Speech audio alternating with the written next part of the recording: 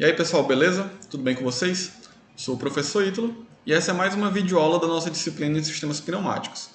Nessa videoaula eu quero abordar com vocês os métodos sequenciais. Vamos lá?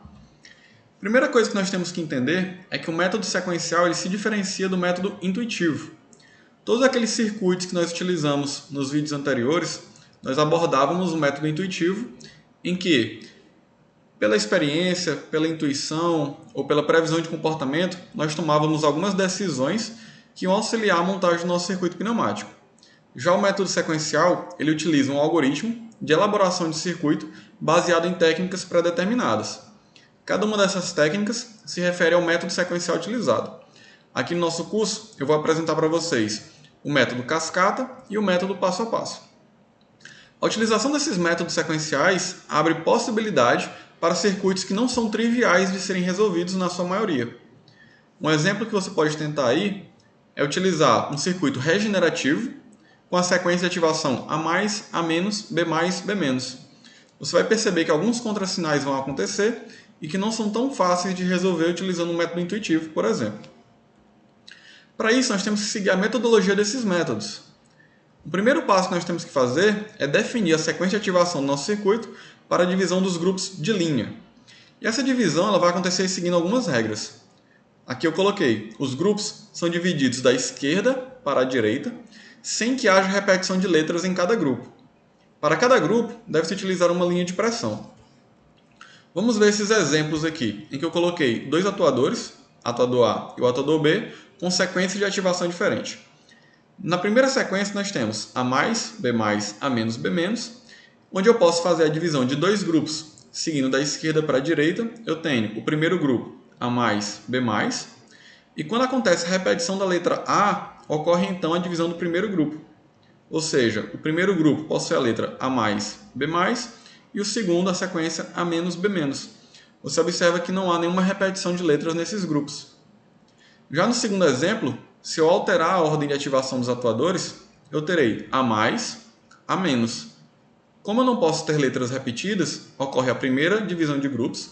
Então, o primeiro grupo seria A+, o segundo A-, B+, e o terceiro grupo apenas a letra B-. Existem algumas técnicas que eu não vou apresentar aqui para vocês de unir o primeiro com o último grupo quando não há repetição de letras. Para esse curso, para esses vídeos que eu vou apresentar inicialmente, nós não vamos focar nesses detalhes para não confundir a metodologia e o algoritmo que nós vamos utilizar. À medida que a gente for aprofundar nos circuitos, eu apresento para você como solucionar esse problema e diminuir a quantidade de grupos, consequentemente a quantidade de linhas e válvulas utilizadas. Mas para o terceiro exemplo, é importante que você perceba um detalhe bastante importante. Nós temos uma sequência de ativação que possui parênteses, ou seja, dois movimentos acontecem simultaneamente. Se nós formos seguir apenas a sequência das letras, A+, B+, nós poderíamos cair no erro de colocá-los no mesmo grupo. Porém, como isso acontece de forma separada, B+, A- acontece de forma simultânea, eu preciso colocá-los na mesma linha de pressão para que não ocorra um contrassinal. Então eu teria novamente três grupos, sendo o primeiro A+, o segundo B+, A-, entre parênteses, e o terceiro B- da mesma forma, já que acontece um movimento simultâneo. Partindo agora para o método cascata, que vai ser o nosso primeiro método que eu vou apresentar aqui, nós vamos ter que utilizar algumas regras para desenvolver esse algoritmo. A primeira regra que nós vamos ter em mente é que a quantidade de válvulas de memória ela vai ser sempre igual à quantidade de linhas menos uma. Ela vai ser sempre inferior em uma quantidade à quantidade de linhas. As válvulas de memória que nós vamos utilizar aqui são válvulas 5 duas vias, como eu apresentei já várias vezes. Já a quantidade de elementos de sinal à direita vai ser igual à quantidade de elementos de memória, e nesse caso nós vamos utilizar válvulas 3 duas vias. E por último, um elemento de partida que vai ser uma válvula 3 duas vias que vai estar à esquerda. Vamos tentar solucionar esse método utilizando um exemplo, como eu estou apresentando aqui, em que eu tenho a sequência de ativação A+, A-, B+, entre parênteses C+, B-, e por fim C-. Nós já vimos que nessa sequência de ativação nós vamos utilizar 4 grupos de linhas. Se são 4 grupos, eu terei 3 elementos de memória, 3 elementos de sinal à direita e um elemento de acionamento à esquerda. Vamos ver como que isso representa graficamente. Se eu tenho 4 grupos de ativação, eu vou fazer as 4 linhas de pressão, em que você pode observar aí a linha 1, 2, 3 e 4, com as sequências para cada linha, A+, A-, B+, C+, B- e C-. Feito isso, eu devo adicionar então os elementos de memória, que nós já vimos que serão 3, porque vai ser 1 a menos a quantidade de linhas. Esses elementos de memória vão ser ligados em série, e é bastante importante que você observe que as vias de utilização número 4 irão alimentar os elementos de memória acima delas.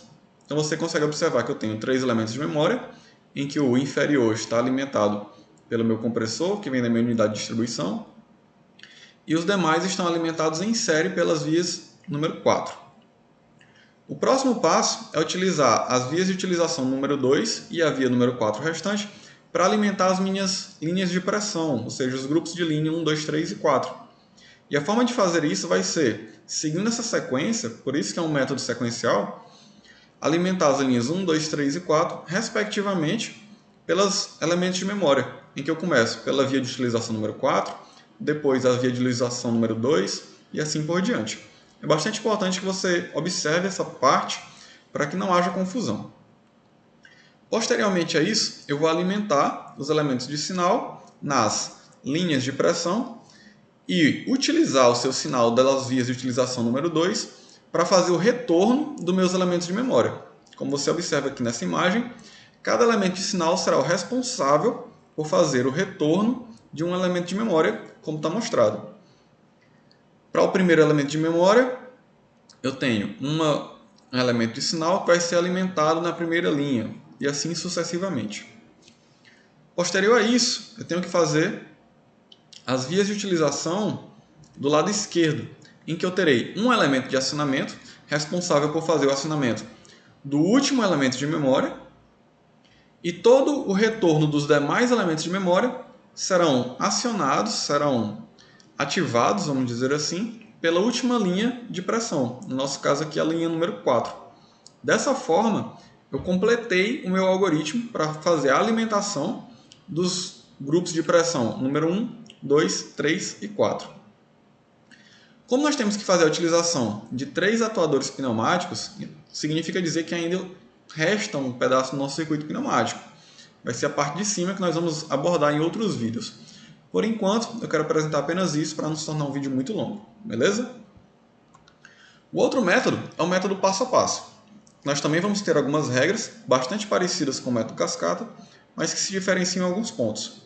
A primeira regra é que a quantidade de válvulas de memória vai ser igual à quantidade de linhas. E essas válvulas de memória agora serão válvulas 3 duas vias, como a gente observa aí na imagem. A quantidade de elementos de sinal agora vai também abordar uma válvula de simultaneidade, que é igual à quantidade de elementos de memória. Continua sendo válvulas 3 duas vias, mas agora tem a adição de uma válvula de simultaneidade. Uma outra regra bastante importante é que eu preciso adicionar um elemento de partida. Nós vamos chamá-lo aqui de elemento start, em conjunto com uma válvula alternadora, que será acoplado ao meu último grupo de pressão. Nós vamos já ver. Graficamente, então, nós podemos representar, seguindo aquele mesmo exemplo de 4 grupos. Eu terei 4 linhas de pressão, um para cada grupo de pressão, e o primeiro passo que eu vou fazer aqui é adicionar os meus elementos de memória. Como vai ser a mesma quantidade, eu terei 4 elementos de memória. Cada um deles vai alimentar uma linha de pressão, número 1, número 2, número 3, número 4, como você observa. O retorno desses elementos de memória se dará também por via pneumática, porém, eu não terei mais um elemento de sinal. Será a própria linha de pressão quem fará esse retorno. E esse retorno vai acontecer pela linha posterior. Ou seja, se eu tiver uma válvula 3 duas vias fazendo a alimentação da primeira linha, quem fará o seu retorno, então, será a linha número 2. E assim sucessivamente. O elemento de sinal que alimenta a segunda linha irá retornar pelo sinal da linha número 3. Até a última.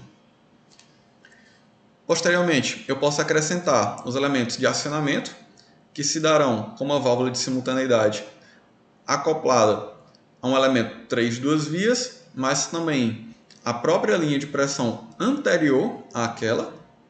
Ou seja, um elemento de sinal, um elemento de memória que alimenta a linha número 2, receberá um sinal da linha número 1 e da linha número 3.